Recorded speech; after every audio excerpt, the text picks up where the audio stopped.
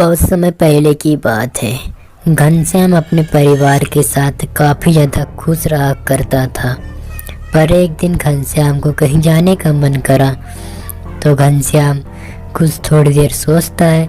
सोचने के बाद अपनी पत्नी से वह बात करता है कि अरे कहीं सुनती हो ना मोहतरमा, मैंने काफी दिनों के बाद वह जगह पर जाने का फैसला किया है।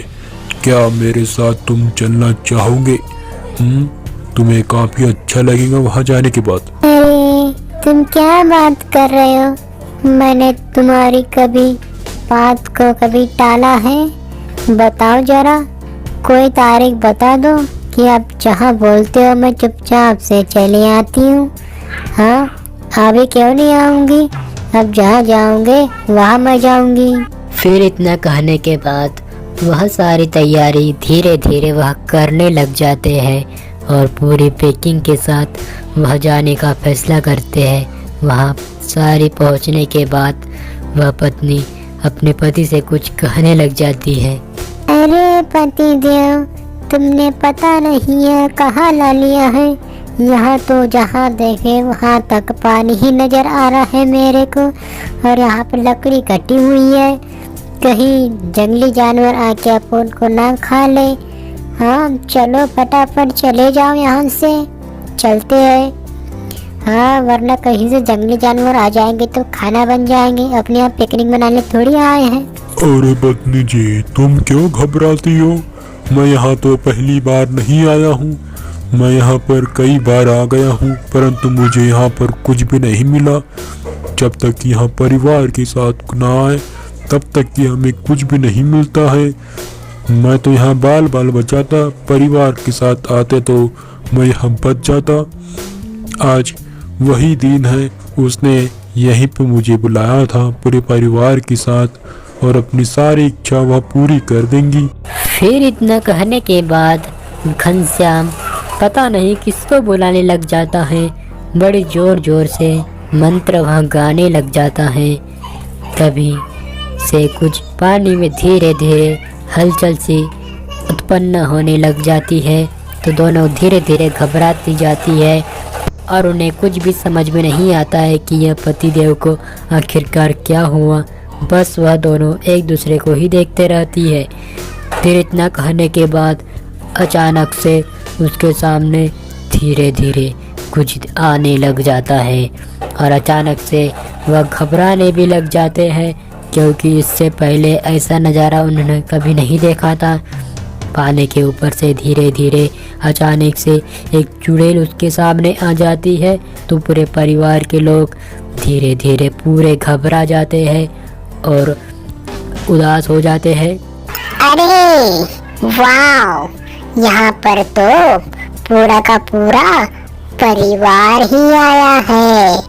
आज तो 3 वरदान तो अवश्य ही मिल जाएंगे।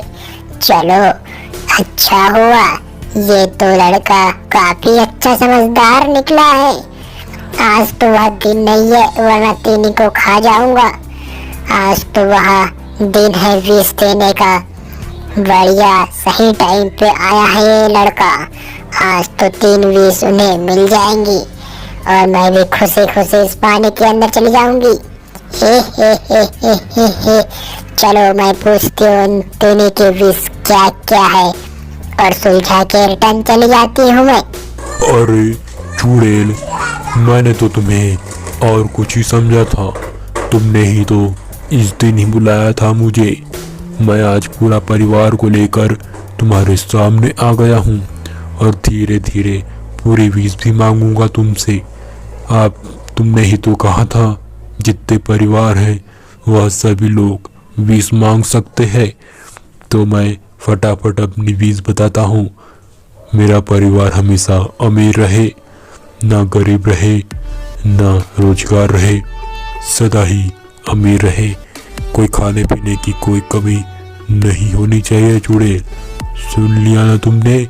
और मेरी छोटी बहन का सफ़ेद आँख हो जाए, क्योंकि उसको सफ़ेद आँख काफ़ी अच्छा पसंद है। तो फटाफट यह इच्छा पूरी कर दो, फटाफट। हाँ, मेरी भी 20 बात सुन लो। मेरी यह विश है, मैं सबसे खूबसूरत दिखूं और मुझे सभी लोग पसंद करें और पूरे गांव वाले लोग से मैं ही सुंदर दिखूं। हाँ, और मेरे घर में कभी सोने की कमी नहीं होनी चाहिए। इतना सारा सोना होना चाहिए मैं कभी खर्च ही न कर पाऊँ। सुन लिया ना चुड़ैल, इतना सारा धन होना चाहिए मेरे घर में, ना कभी किसी की कमी, ना किसी का हौसला, ना किसी का हंसना, ना किसी का रोना। हमेशा हम खुशी खुशी खुशी जिएंगे, खुशी खुशी ही मरेंगे। यही मेरी यह इच्छा है और इसे जल्दी जल्दी पूरा कर दे, पूरा कर दे, पूरा कर दे।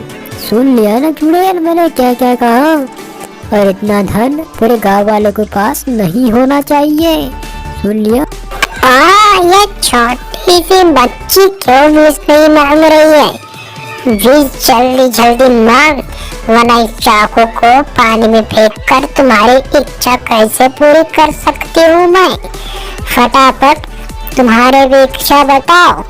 तीनों की इच्छा रहेंगी तभी तो मैं इस चाकू को पानी में फेंक कर तुम्हारी इच्छा को पूरे कर सकती हूँ मैं, वरना दोबारा इच्छा पूरी नहीं होंगी। फटाफट तुम्हारी इच्छा बताओ।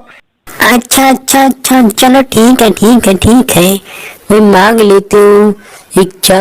मेरी यह इच्छा है मैं हमेशा खुश रहूं और मैं सभी की मदद करूं। हाँ, मेरी यही इच्छा है। कोई भी बड़ी मुसीबत में हो तो मैं उसकी मदद करने के लिए फटाक से वहां पर पहुंच जाऊं। एक भी बूंद देरी नहीं होनी चाहिए मुझे। मेरी प्यारी सी इच्छा यही है। हाँ, आप सुन लिया सभी ने, मेरी इच्छा यही है और मैं सबको खुश रखूं।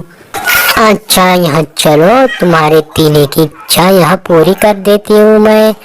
चाकू को तो पानी में फेंक दिया, अब तुम्हारी एक दिन के बाद पूरी इच्छा धीरे धीरे हो जाएंगी। एकदम से नहीं होंगी परंतु धीरे धीरे तीनों की इच्छा पूरी हो जाएंगी। और कान खोल के यह सुन लो, ज्यादा लालच मत करना, किसी का अपमान मत करना, किसी को चोट मत पहुंचाना। याद रखना, सबको खुश रखना तभी तो तुम खुश रहोगे, वरना बहुत बड़ा अपमान हो जाएगा और इसका पश्चाताप करने के लिए तुम्हें मरना भी पड़ सकता है। इसलिए बोल रहा हूँ कि हाँ, क्योंकि मेरे इसमें एक लड़के की आत्मा और एक लड़की की आत्मा अंदर है मेरे, इसके कारण मैं दोनों की आवाज निकाल सकती हूँ और दोनों को मैं देख भी सकती हूँ। बच्चों, इसके बाद का पार्ट अगली कहानी में जरूर आएगा, तो सुन के जरूर जाना और अगले पार्ट का जल्द से इंतजार करना और 2 दिनों में यह पार्ट भी बनकर आ जाएगा।